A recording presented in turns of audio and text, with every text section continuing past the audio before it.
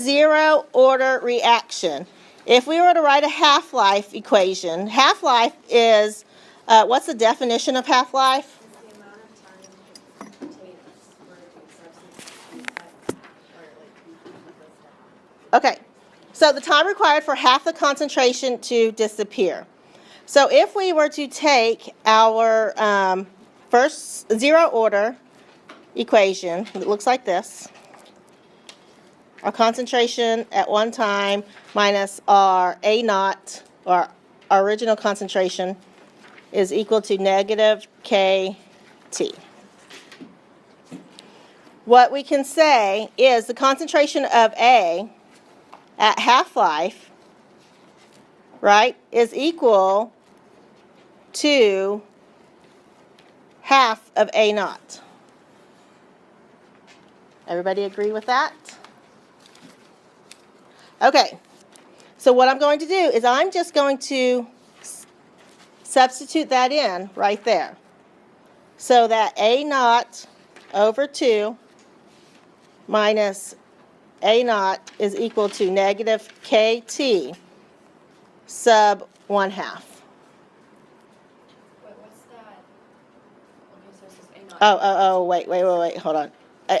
That's an equal. A naught equals minus KT over 1/2. And that is A naught, right? So you have A naught over 2 minus A naught.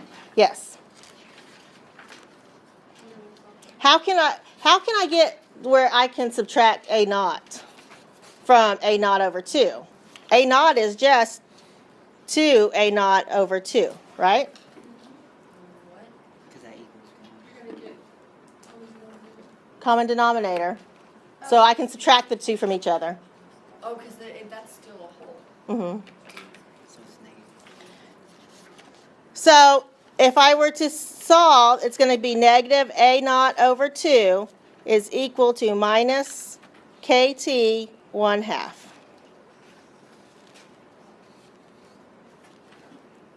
where's the 1/2? That 1/2 is just, that's my subscript. Like A naught, this is subscript 1/2. That's time at 1/2. Time.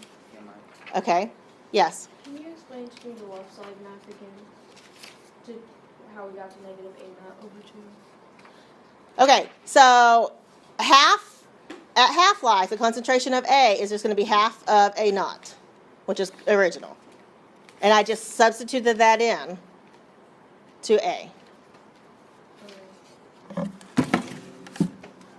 Because at half-life, I have half of this. So that means this, the value of this is going to be half of that. And I just substituted that in. And then I want to be able to subtract A naught from A naught over 2. So I just put 2 over 2. So that we have the common denominator. Okay. And then subtract the 2 and I get negative A naught over 2. Okay. Now what goes next is I want to make this pretty and I want to solve for time. So to make this pretty and solve for time, then time at half-life is going to be A naught, concentration of A naught over 2 times the rate law. Yes. It's only first order. Oh, so I've just gotten lucky. Okay, so what I need you to know too is, first of all, you are not going to, you don't have this equation for zero order, but what you could do is just, if you're given values at a certain time or whatever, if you're given your concentration here, then you know after 1/2 life the concentration over here is going to be what? It's going to be half of what you have. So you just substitute your numbers in. Okay? So you have this on your, no, you don't have that on your No. sheet. I was just curious You have because it. I've been using this one formula and so far I've gotten it right. That didn't look the same. Apparently I just really leave it. Okay, so what we're going to see for this one, I don't have it, my notes. But what happens is, yeah, you've just gotten lucky. And usually it's going to be a first order reaction that we're going to see half-life used for. And that's what I'm going to go to next. So any questions over this? How to solve for that? if I give you the time, or give you K, or give you concentration, you should be able to solve for that.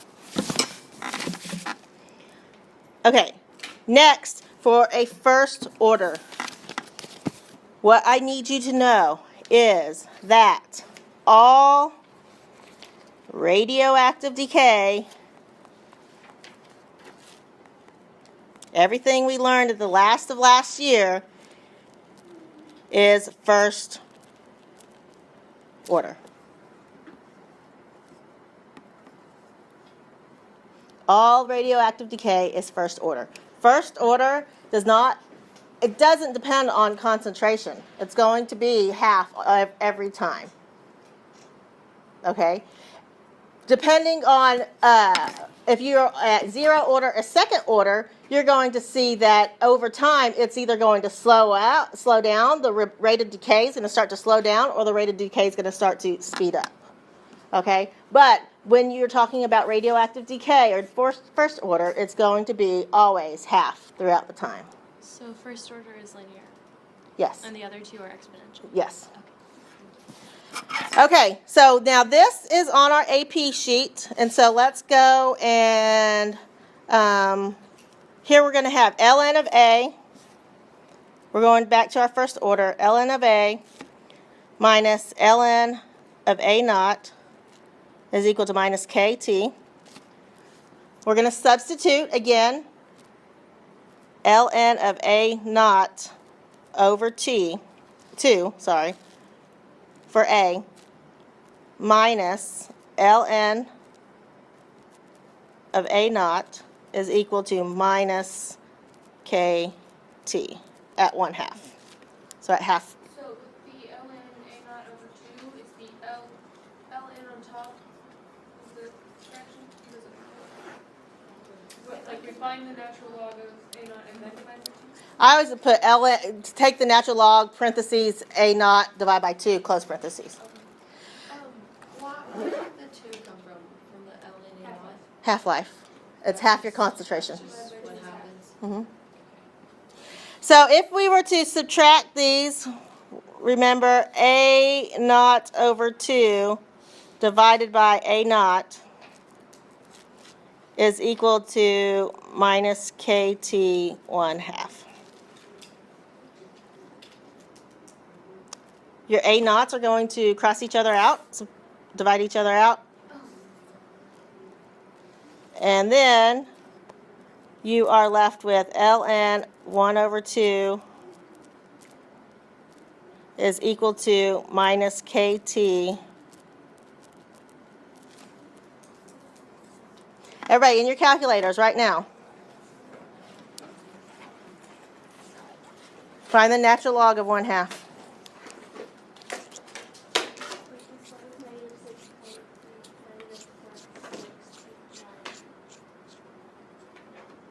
What'd you get? Negative 0.693. Okay. So that is negative 0.693 is equal to minus KT 1/2. Make it pretty. T is equal to 0.693 over K. That is what is on your equation chart. Yes? Okay, so when you go back to the at the very bottom of this column, Uh-huh. are you subtracting the A naughts or are you dividing? You divide them. Because it's simplified. No subtraction. Oh. We break out. So tomorrow on your test, you'll have to be able to solve for T 1/2 in a first order reaction. Or you might have to solve for K. So we could really just memorize. Well, this is on the equation sheet. 0.693 over K is on your equation. But you want us to do the basic equation. But this is just basically, this is how we got from one to the other. You want us to do the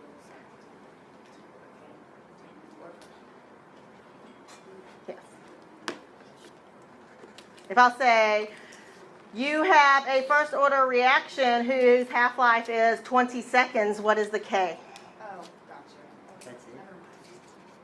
But you have to remember, look at it and say first order. Or if it says radioactive decay, what is the, that's your trigger in your mind going. That's a first order. Huh? K. No, K's the rate constant. It might say radioactive decay. Well, like, if it is, would it tell us? Oh, yeah. Or if it'll say uranium decays, and then you just trigger. That's uranium radioactive. Yes. So first order is in the equation chart thing. First order is in the equation chart. So do we need to know how to do the other ones, or? Second order, I'm not even going to go over second order. Okay. First order, when you talk about zero order, that all you really need to know is, let me just plug in half of my original concentration. So you really don't need that equation. Okay. Okay? Does that make sense for everybody? Second order, I'm not even going to lecture over second order, so you can just cross second order out. But zero order is just half of. Okay, so it would be. This is. So if we were using numbers from here, then it would be. Oh wait, never mind. If they said your original concentration was 500 molarity, then if you know it's zero order, then you're going to plug in here half of 500, which is Okay. 250. And then you can solve for T from there if they gave you K. Okay. Thank you. Okay, so let's go to this thing right here. Everybody remember these from last year or year before last? Okay, these are energy diagrams, except for this one, please highlight it, star it, and better know it tomorrow. You need to know look at your axes and know how to label those. You have energy on the X, and your Y is the number of molecules. And then you've been given temperature. So we want to see how does temperature affect our reaction rate? So how is temperature involved in kinetics? Well, first of all, I don't like this hump here on the second one, so we're going to draw it so it looks more like the one that's given to us on the other side. Kind of like that. I just raised the hump up, okay? All right, if you're looking at this 120 here is the activation energy. That's the amount of energy that we need to get this reaction going, okay? So what happened to my activation energy when I lowered the temperature? Or not, my activation energy didn't change when I lowered the temperature. What did change? The energy.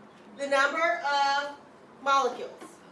So, when I lower the temperature, the number of molecules that get activated or are able to get over that hump goes down.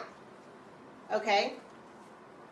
So you need to know how to draw this. You need to know what's happening. That area, that shaded area, that's the number of molecules that have the required energy to get going. Okay? When I'm looking here, when I lower my temperature, I don't have that many. I still have number of molecules getting there to that energy, but I don't have as many.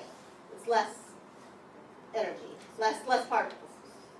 So what do we need to know? You need to know how to draw it for when you change the temperature, or if I add a catalyst, or what happens. If I lower the temperature, what happens in my in that area, that shaded area? So if I said, draw one with a temperature of 500. Now draw one and show me what happens when the temperature is down to 220. There's just less shaded. You have less shading. You have less particles. That's shaded. Okay? How do you? So like that one, it's just like halfway down the middle. How do you know to like do that? It'll give you the activation energy, right? It'll tell you the activation of energy or whatever. We're just looking at the number of the particles, We know where the activation energy is, and this is the part that we're concerned about, is how many particles are in.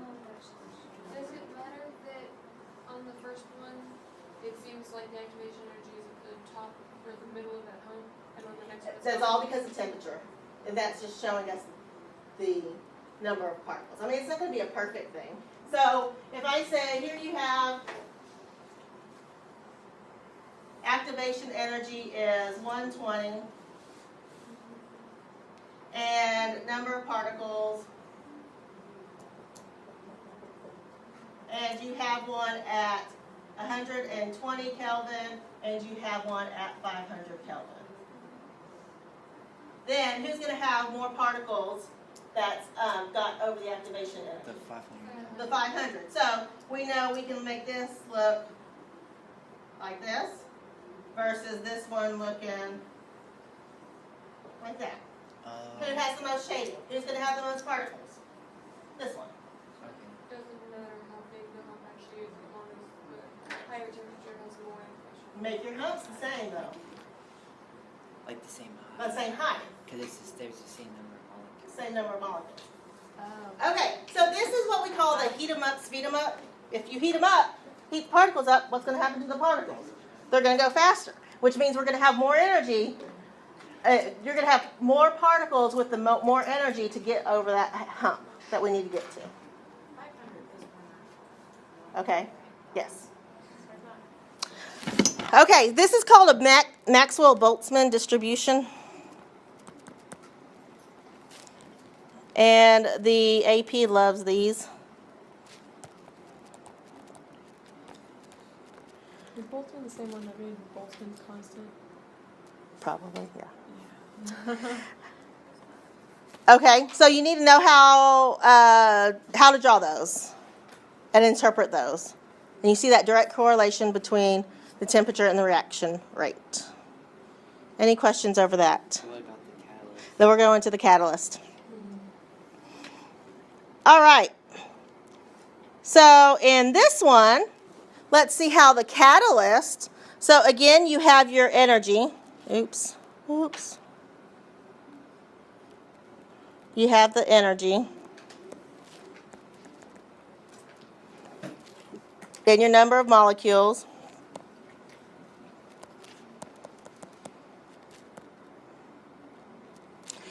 And then you want to look and you see which one's catalyzed, which one's uncatalyzed. So what does a catalyst do? Speeds up the reaction, gets the reaction going. So which one would be catalyzed? The second one.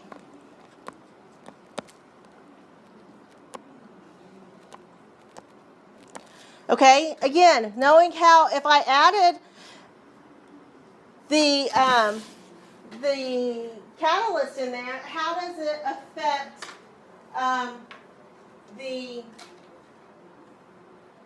the distribution? Well, we see what happened here to my activation energy. Now my activation energy's changed, right?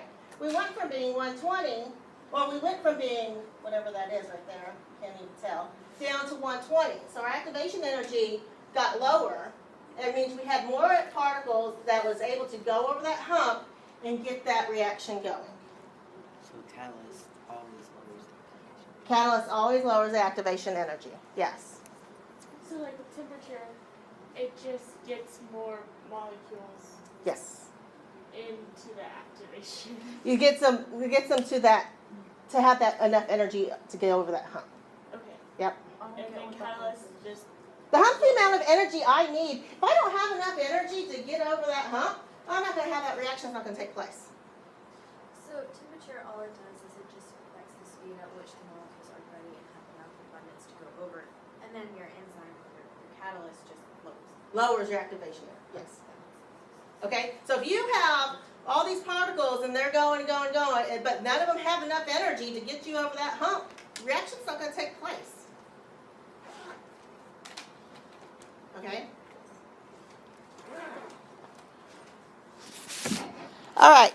So then we said activation energy gets lowered. So catalyst, substance that speeds up a reaction without being consumed, provides a new pathway to lower the activation energy. These are not in your notes, I'm sorry. But again, here is, somehow I left them out.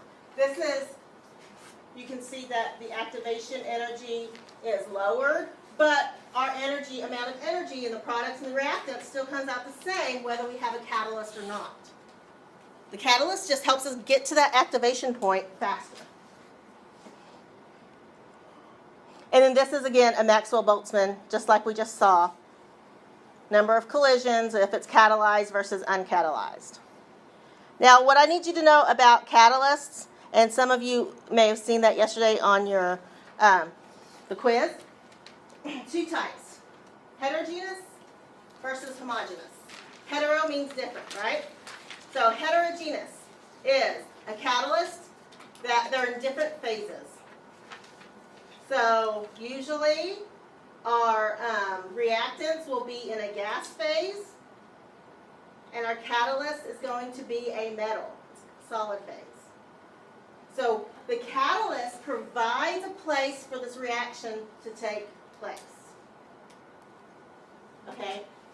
They're adsorbed rather than being absorbed. They're adsorbed, they adhere kind of to the solid.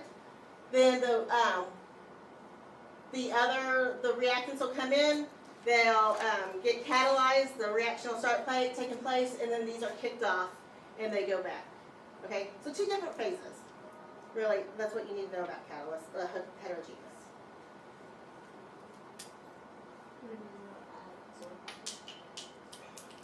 Not for tomorrow. But adsorption is just, it's taking place on top, rather than going inside the thing, like you would inside. Okay? It was two different phases. Two different phases.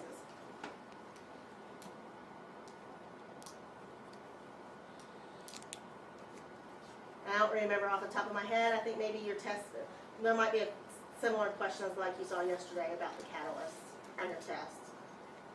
But there's not any short answer response about the two different types. And then homogeneous is like you would see in your enzymes. So that's where they have the little puzzle piece comes in, sits down, does its thing, and then it comes off, and you get your reaction. These are in the same phase. So both solids, both liquids, both gases, whatever. So same phases. So like proteins as an example? Mm-hmm.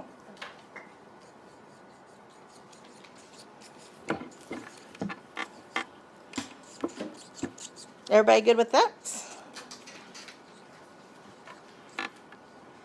And I'm going to put I'll do for tomorrow night rather than tonight. But I would be looking at OWL. I mean, OWL, it's a pain in the butt, but it's a good resource, studying resource, because it helps you figure out. And you don't get it, you get 10 tries. So.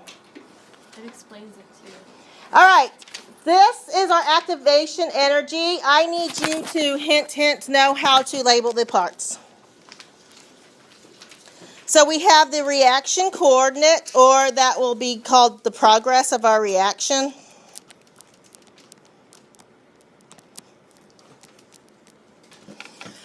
And you have the energy. So there are lots of different things that you can be able to label. The reactants are here. The products are over here. So where is the amount of energy that the reactants come in with? Where can I put my arrows? Where can I label that at? The amount of energy that the reactants come in with.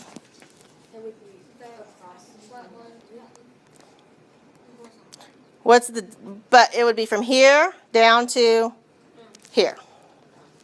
Right? So that's the energy of my reactants.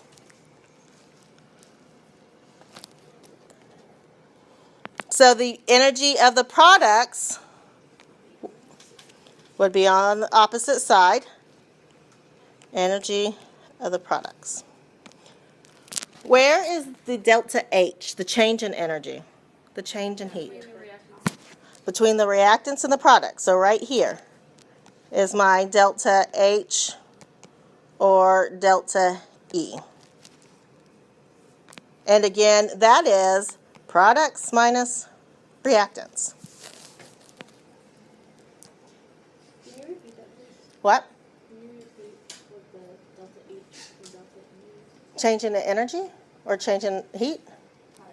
Products minus reactants. So what type of reaction is this? Endo or exothermic? Exothermic. The activated complex. Okay, so that is where the reaction can start to take place, where we have enough energy to get it going. That's the tip of The very top of the hill. So how much energy is needed for this to get going? Where is the activated complex energy, the amount? That would be the total from the top all the way down to the bottom. That would be your activated, I want to call it E, activated complex. The energy for your activated complex.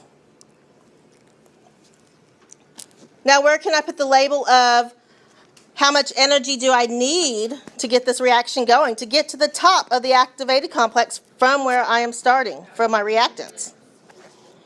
The reactants to the top. So that would be my E forward. That's the energy I need to get going in the forward direction. That's also in your EA. That's EA, yeah. And if I'm going in reverse, then it would be from the top down to the products. That would be my E reverse. So what we're going to find out is one of these are favored. Which one's going to be favored? If you had to go pick one of these ways to go up this hill, which hill are you going to want to go up? The forward or the reverse? Forward. You're going to want to go the forward.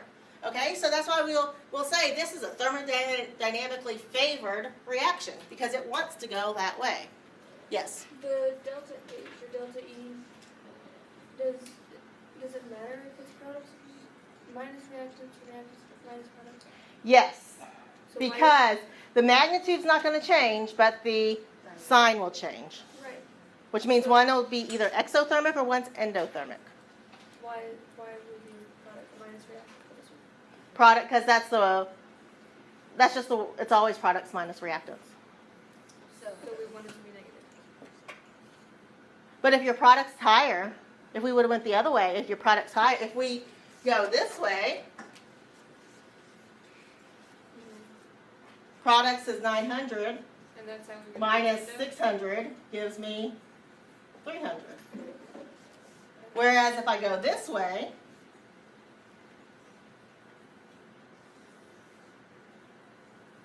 $600 minus 900 gives me minus 300. Okay, so that sign tells me, is it going to be positive or negative, which tells me is it exo or endothermic? So negatives are exo? Yes, because we're releasing energy.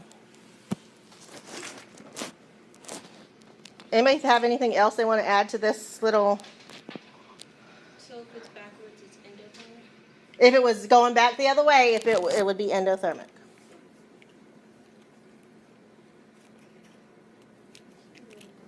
Wait, what? How would you know if it's going the other way? If it says, what is the reverse reaction of this? The reverse reaction of this exothermic reaction would be What did you say that number? endothermic. Or it would be positive. Right now we're negative 300, so we would be positive. So it's always products minus reactants. Always products minus reactants. I can only think of one time in here that we do something that's reactants minus products. Everything else is always products minus reactants. What does that equal? Huh? Products minus reactants. The delta H. Is delta H. Oh. Okay. So we need to know how we have all that. Yes. For tomorrow? Yes. And that's just pre-AP review or on level or any review. It's just chemistry review. You should have learned that last year. Okay, so this reaction right here is the Arrhenius equation, which has to do with temperature and kinetics. How do they work together? But before I get into this equation, I want to talk about the collision theory. And I would know this and know how to explain this tomorrow. So again, hint, hint. And you're going to think that I'm cheesy or I'm being, I don't know, but here's how I remember it. Okay, so collision theory says that for a reaction to happen, two things must occur. The to react, the molecules must collide with sufficient amount of energy. Okay, so you have to have this sufficient amount of energy to get the reaction going. Once you get that kinetic energy, they have to also collide in the right orientation. Okay, these molecules have to hit the right way. So I heard somebody explain it this way where, and they're from small town Texas where they raise cattle and big into the FFA. And so she explains it to her students as breeding cattle. Okay, so the bull. For the bull to mate with the cow, he has to have enough energy to get to the position that he needs to get into, right? Right? If he doesn't get up there in that right position or have enough energy to get up there, then it's not going to happen. So he's got to have enough energy to get to where he needs to go. Once he's there, he's got to be able to get it in the right spot for it to happen, right? And so if he doesn't have it in the right orientation, then that breeding's not going to occur. Right? So that's the way you think about it. I told you, chemistry is all about dating and all this stuff. So you have to have enough energy. Once you have that enough energy, you better have the right collision. Okay? If you don't have the right collision, they don't collide the right way, the right orientation, then it's not going to happen. Okay? So if you have all the energy you want to have, but if you're not hitting it the right way, then it's not going to go. Okay? So, and then they put this into one equation, which is the Arrhenius equation, where we have K, which is our rate, is equal to A, which is the factor that's taken into account for the orientation, times E to the negative EA, activation energy, over RT. Temperature is in Kelvin, and R is the ideal gas law R. We have two different R's in this class, and those R's are based on their what we're talking about, kelvins, or I can't think of the other one, but there are two different units. What did you say T was? T is temperature in kelvin. Is the E like just The E is the opposite of LN. Yeah. And then you said R is like the ideal gas. Ideal gas 8.314 joules per mole K. Say that one more time. That is on your 8.314 joules per mole K. And that's R? That is R. Little K or big K? Little k. And I know, like, if you put big K in Al, it counts you wrong. Yeah, it took me like 20 minutes to figure that out, and I was so upset. Because our K, yeah. So T you have to put in Kelvin. What else is the other thing I was going to say? Is that little K the same as the rate constant, or is it new K? Great. and to put in columns, don't you add like what's Add 273. just 273. Okay, so we're going to do one problem, and then we're going to be done. I know I've thrown a lot at you guys. Arrhenius will not be on the test tomorrow. Arrhenius is not hugely tested on the AP exam. They don't even give you the equation, so don't even memorize the equation. But if I were to give you the equation, then, or if I were to give you a question, then I would give you the equation. So this won't be on the test, the collision theory is not here. Collision theory will be on the test, but Arrhenius equation Oh, will so we just have to understand what You it is. have to understand the collision theory, and you need to be able to explain the collision theory to me. Explain it. Do not explain it to me in the terms of cows, breeding, or any other stuff. So you just say you have to have enough energy and you have to have a correct collision. Orientation. Orientation. Yeah. Energy. Right, enough activation. Okay, so let's go. We're going to that equation, the one that's prior to. So this is one if you don't have the two, if you don't have like a initial and a concentration afterwards. But the equation that's prior to this one is this one right here. If you have a before and after situation. Oops. Sorry, right here. This is the equation we're going to use. This thing's making me so mad. Okay. Right here. So let's go to our first problem. That's the only problem I'm going to do. So our equation, oh wait, no, just kidding. You can linearize this to where we saw kind of back here. Like, oh, this thing keeps messing up on me, sorry. This right here. This equation right here. And when we linearize it, what happens? We get ln of k over 1 over t. So just know that when you linearize it, that's what the, and then your slope is going to be EA over R.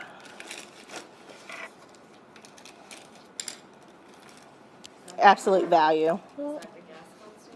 R, gas constant, yes. It's negative EA. Yeah, so it would be the absolute value of that.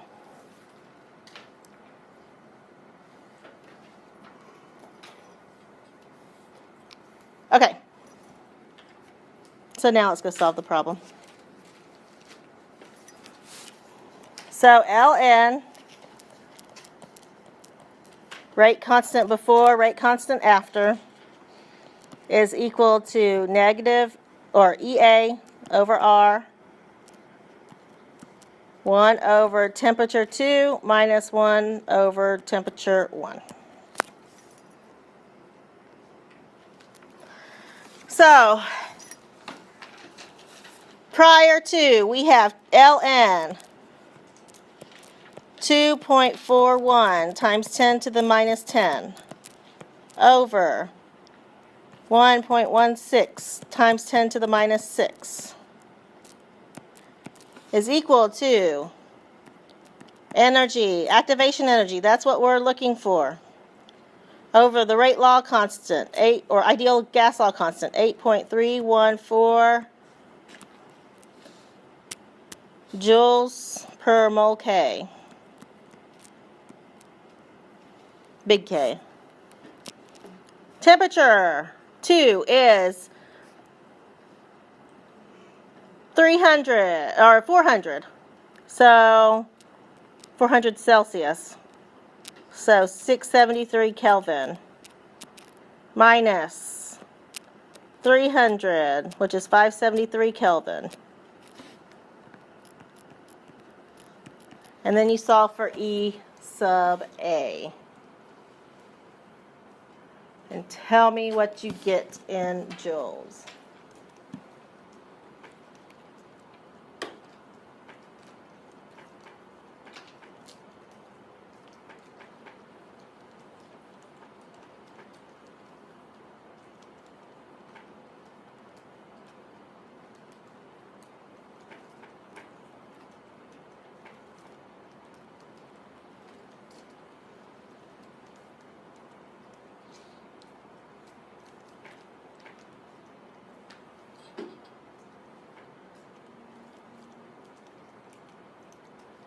Is it going to be a big number? It is a big number. 271,851 during the odd decimals. No, I'm just going to do 272,000 joules.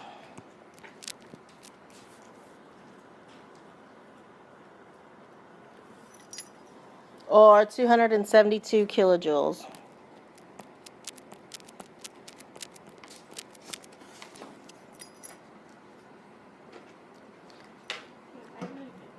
You didn't get that? Or did y'all get it? I got a negative number, but it was the same number.